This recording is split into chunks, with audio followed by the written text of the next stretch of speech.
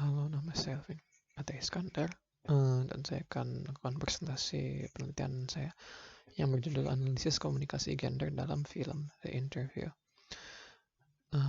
Jadi pertama kita definisikan dulu parameternya komunikasi gender. Menurut Ivy dan Backlund, komunikasi gender merupakan proses komunikasi tentang dan antara laki-laki dan perempuan. Nah, tapi kita perdalam lagi gender, soalnya gender itu ekspansif topiknya. Menurut Wu, gender merupakan sebuah konstruksi sosial yang terdiri dari norma-norma sosial dan perilaku yang diasosiasikan dengan peran laki-laki dan perempuan. Dan peran gender juga bisa berubah dan bervariasi dari berbagai macam budaya. Lalu menurut Dr. Janet Brito dari Healthline, terdapat 4 kata-kata dan frasa yang digunakan untuk mendeskripsikan gender, dan salah satunya adalah gender binary. Gender binary merupakan konstruksi sosial yang membagi identitas gender menjadi 2 bagian, yaitu laki-laki dan perempuan, maskulin dan feminin.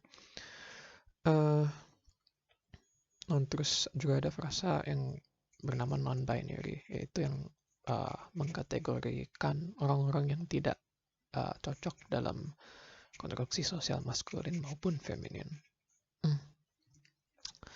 Lalu karena dengan semua itu sebagai pertimbangan, saya mendefinisikan komunikasi gender sebagai interaksi sosial atau proses komunikasi antara dan tentang semua identitas gender. Lalu topik utama, elemen utama pada penelitian ini adalah objektifikasi. Menurut Immanuel Kant, objektifikasi merupakan perendahan seseorang dari derajat kemanusiaan menjadi derajat objek. Objektifikasi, jadi objektifikasi seksual bisa didefinisikan sebagai kejadian fenomena di mana seorang direndahkan atau direduksi kepada penampilannya saja, sehingga yang diperhatikan atau yang disorot hanyalah penampilan fisik ya, daya tariknya. Berpindah ke statistika, 84,9% dari direktur di film Hollywood merupakan laki-laki, dan 95% film-film Amerika merupakan ciptaan laki-laki. Jadi ini untuk gambaran karena kita akan masuk ke dunia perfilman untuk penelitian ini. Kemudian ada juga riset kepada film-film Bollywood pada tahun 2016, Shumaila Ahmed dan Juliana Abdul Wahab. Mereka juga meneliti bahwa di film Bollywood jumlah terjadinya objektifikasi seksual cukup tinggi dan terjadinya kepada wanita. Dan dunia perfilman terdominasi oleh laki-laki seperti yang sudah dikatakan. Lalu dilakukan lagi sebuah riset di media Amerika. Pertama untuk video musik oleh Aubrey dan Frisbee pada tahun 2012, terus periklanan oleh APA Task Force pada 2010, terus riset pada televisi oleh Glasscock dan Ruggiero pada tahun 2004, dan mereka semua kongruen menemukan setuju semua bahwa perempuan atau wanita lebih sering diobjektifikasi pada media-media tersebut daripada laki-laki. Dalam semua riset ini, framework kerangka yang sering digunakan adalah kerangka Fredrickson dan Roberts, dan juga teori male gaze-nya Mulvey, yang menyatakan bahwa objektifikasi wanita terjadi melalui 3 dimensi dalam perfilman.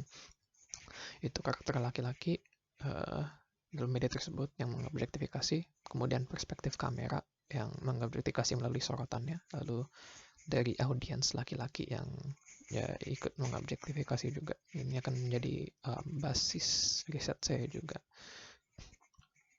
Untuk contoh, biar menggambarkan lebih jelas saja contoh objektifikasi dari penemuan saya sendiri, itu ada di film Iron Man 2, karakter Black Widow yang diperankan oleh Scarlett Johansson. Ada adegan dia sedang ganti baju seperti digambarkan di presentasi, dan kamera jelas menyorot beliau dengan caranya mengobjektifikasi karena memperhatikan fitur fisiknya.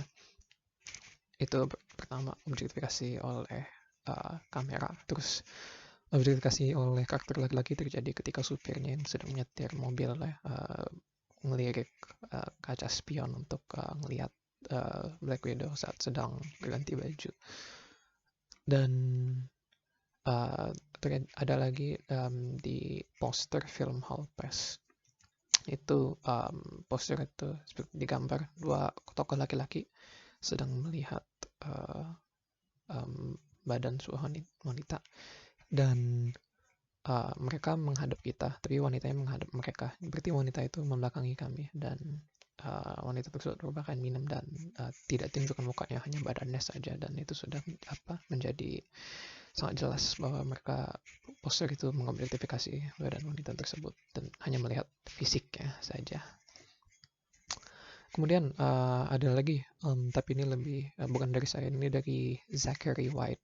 Beliau juga melakukan sebuah riset, dan beliau meriset film-film Transformers-nya Michael Bay. Dan di film Transformers yang pertama yang dibintangi oleh Megan Fox sebagai Mikaela, terdapat adegan di mana beliau sedang membenarkan mobil, dan soratan kamera dan lain sebagainya, editannya itu sangat mengobjektifikasi bila seperti yang dapat dilihat di gambar. Dan karakter Carly di film-film yang lebih baru, Dark of the Moon, itu terdapat di opening shotnya, pembukanya sekian detik, cukup lama, kamera menyorot bokongnya saja, dan itu hal yang pertama kita lihat, dan itu hal yang pertama kita lihat oleh Carly. Berarti dari awal Carly itu diintroduksikan sebagai karakter yang diobjektifikasi dari awal oleh kamera. Kemudian berpindah akhirnya ke film Interview. The Interview itu menceritakan Aaron Rappaport dan Dean Skylark. Mereka dari acara wawancara selebritas Skylark Tonight, dan mereka diajak untuk mewawancari Kim Jong-un karena Kim Jong-un suka acara mereka. Mereka dihubungi oleh CIA untuk membunuh Kim Jong-un.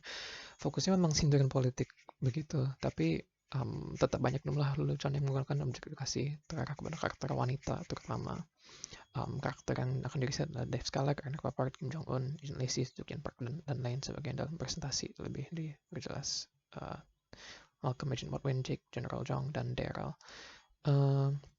Kemudian saya menceritakan research question dan hipotesis. Pertama, apakah karakter perempuan wanita mengalami objektifikasi seksual lebih sering daripada karakter laki-laki? Dan hipotesis saya adalah ya, mereka lebih sering mengalami objektifikasi seksual. Kemudian, apakah karakter utama laki-laki melakukan objektifikasi seksual lebih sering daripada karakter wanita? Dan hipotesis saya adalah karakter laki-laki lebih sering mengobjektifikasi daripada karakter perempuan. Kemudian langsung pindah saja ke garis besar hasil riset saya. Dari sampel yang saya ambil, karakter laki-laki yang mengobjektifikasi itu emang nggak semuanya, cuman yang paling besar itu Rappaport, Skylark, dan Kim Jong-un sendiri. Tapi mereka yang memiliki paling banyak screen time, dan mereka adalah salah satu mereka memang mengobjektifikasi karakter wanita, dan sering dilakukan dalam screen time mereka. Lalu untuk karakter wanita utama yang hanya 2 dalam penelitian ini, yaitu Jung Park dan Agent Lacey, mereka merupakan 2 wanita yang paling prominent, dan mereka balik-balik diobjektifikasi oleh karakter-karakter laki-laki yang lain. Jadi dari karakter wanita yang hanya 2, mereka bukan kali mengalami, dan mereka juga memiliki screen time paling lama. Dan untuk karakter laki-laki, walaupun tidak semuanya mengobjektifikasi mereka, tapi yang paling banyak screen time melakukan objektifikasi. Dan menurut saya proporsi tersebut itu merupakan sebuah bukti yang cukup untuk memastikan bahwa memang betul karakter wanita lebih sering diobjektifikasi, dan karakter laki-laki lebih sering mengobjektifikasi. Baik dari segi kamera pun juga mereka lebih sering mengalami objektifikasi. Dan bukti yang saya tampilkan di screenshot juga dalam presentasi. Demikian dari saya, terima kasih. Kurang lebihnya gitu saja.